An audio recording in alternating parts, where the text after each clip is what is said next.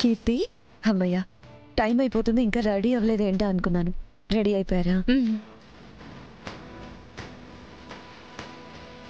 అత్తయ్య గారు,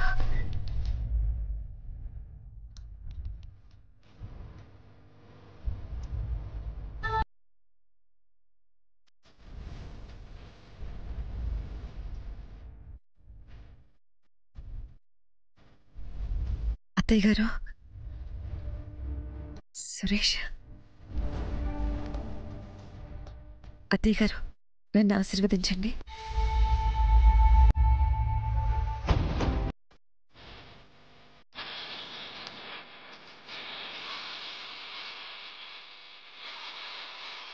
అమ్మా ఆశీర్వదించు.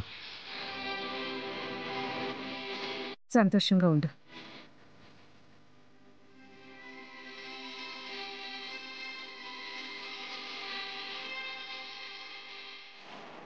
ఎలా ఉన్నారు పిన్ని గారు? ఉన్నావులేమ్మా. ఎన్నాళ్ళ కనిపించావు బావా? ఏం దాదు లక్ష్మి, పోలీసులు భలే టైంకి నేను వదిలిపెట్టుండారే. జైల్లో వసతులన్నీ బాగానే ఉన్నాయా ఆంటీ?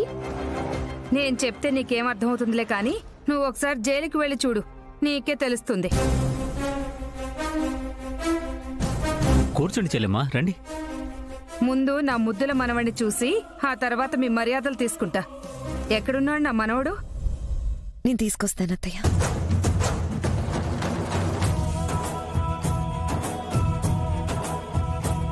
మేము కూడా సురేష్ కి రెండో బిడ్డ పుడితే మా ఆయన పేరే పెట్టాలనుకున్నాం.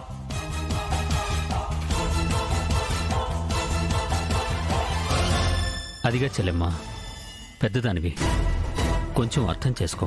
పెద్దదాన్ననే మర్యాద నీ కూతురికి కూడా ఇవ్వమని చెప్పన్నయ్యా.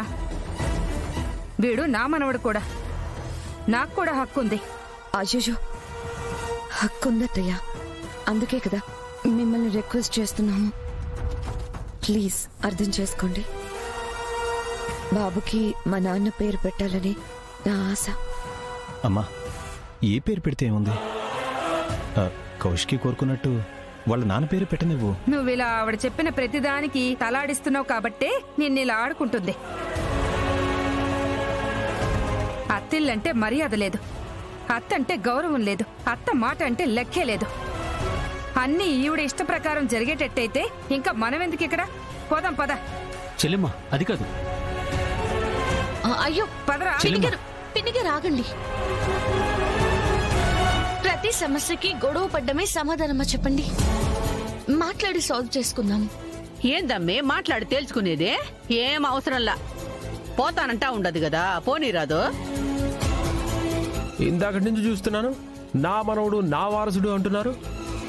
మీ హక్కుల గురించి మాట్లాడే ముందు మీ బాధ్యతలు మీరు నిర్వర్తించారో లేదో ఆలోచించండి అత్తయ్య. ఒక్క నిమిషం ఆగుతారా ప్లీజ్? ఆల్రెడీ కోపంలో ఉన్న పిన్ని గారికి ఇంకా ఎందుకు కోపం తెప్పిస్తున్నారు? అత్తయ్య ముందు మీరు కూర్చోండి, నిదానంగా మాట్లాడి సమస్యని పరిష్కరించుకుందాం. ఎందుకు బాబు కూర్చోవడం? కౌశికి చెప్పాలనుకున్నవన్నీ ఆళ్ల నోటితోనే చెప్పించింది కదా. ఏం కౌశికి, నువ్వు అనాల్సినవి నేను వినాల్సినవి ఏమైనా ఉన్నాయా? పిన్ని గారు, కౌశికి వదిన మనసులో మీ మీద ప్రేమ తప్ప ఇంకేం లేదని మీకు కూడా తెలుసు.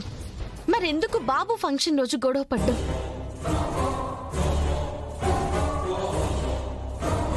సరే, మీ అందరికీ ఓకే అంటే 2 పేర్లని చిట్టీలో రాసి దేవుడు ముందేసి ఒకటి తీద్దాం. ఏ పేరు వస్తే అదే పేరు పెడదాం. మరి అందరు ఏమంటారు? మంచి ఆలోచనమ్మా, అప్పుడిక ఏ గొడవ ఉండదు. ఏందమ్మే? అత్తయ్య గారు మీకు ఓకేనా? ఒప్పుకున్న పెళ్లికి వాయించక తప్పుతుందా? సరే కానివ్వండి. మీరందరూ కూర్చోండి, మేము వెళ్ళి స్లిప్స్ లో పేర్లు రాసుకుని వస్తాం. పద కేదార్. పద. రండి చెల్లెమ్మా, కూర్చోండి. పదమ్మా. 2 పేర్లు కరెక్ట్ గా రాసాం కదా? రాసాం. సరే అయితే వెళ్దాం పద.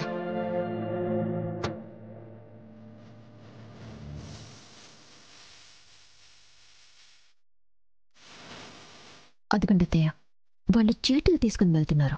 ఇప్పుడు చీటీలు ఎట్లా మార్చటం? నేను వెళ్ళి ఆ బౌల్ అడగనా? కిందకి వెళ్ళేటప్పుడు చీటీలు మార్చేస్తాను. వద్దు యువరాజ్, మనం డైరెక్ట్గా ఇన్వాల్వ్ అయితే జగదాత్రి ఈజీగా పట్టేసుకుంటుంది. కిందకి వెళ్ళి చీటీలు తీసేలోపు మార్చేద్దాం. సిస్టర్ స్టోర్ రూమ్ లో ఏదో పెద్ద ప్లేట్ ఉందంట కదా, అది కావాలంటున్నారు సిస్టర్. ఓ, అది పైన ఉందన్నయ్య. ఒక్కరైతే తీయలేరు. ఒక పని చేయండి, ఇది తీసుకుని మీరు కిందకి వెళ్ళండి, నేను కేదార్ ఆ ప్లేట్ తీసుకొస్తాను. Okay sister. సరే. వెతుకుతున్న తీగ కాలికి తగిలినట్టు టైంకి అల్లుడు భలే వచ్చి ఉండాడమ్మీ. చిట్టీలు ఎలాగో బావ దగ్గర ఉన్నాయి కదా, ఈజీగా మార్చేయచ్చు. అనయ్య, ఏంటి సిస్టర్? అది నీకేమైనా ఆకలిగా ఉందా? ఆకలిగా ఉంది, కానీ ఇంట్లో అందరూ ఉపవాసం ఉండాలని హైకమాండ్ ఆర్డర్ ఇచ్చింది కదా.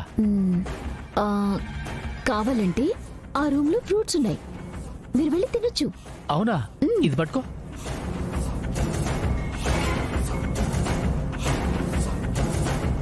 అనయ్య, చెప్పడం మర్చిపోయాను,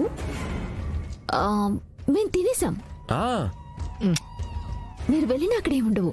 అసలు మీరు నన్ను ఇప్పుడు ఎందుకు ఆపారు సిస్టర్? అదే అన్నయ్య, ఆ రూమ్ లో ఫ్రూట్స్ లేవు, అయిపోయాయి, ఆ రూమ్ కి వెళ్ళొద్దు అని చెప్పడానికి ఆపాను. అంతే అంతే. సరే. మీరేదో పనిలో ఉన్నట్టున్నారు. తీసుకో. పదండికి వెళ్దాం. ఏంటో పిచ్చి వీళ్ళకి పట్టిందా లేదా నాకు పట్టిందా? వీళ్ళ ముగ్గురిని చూస్తుంటే ఏదో తేడాగా ఉంది. మనకెందుకులే.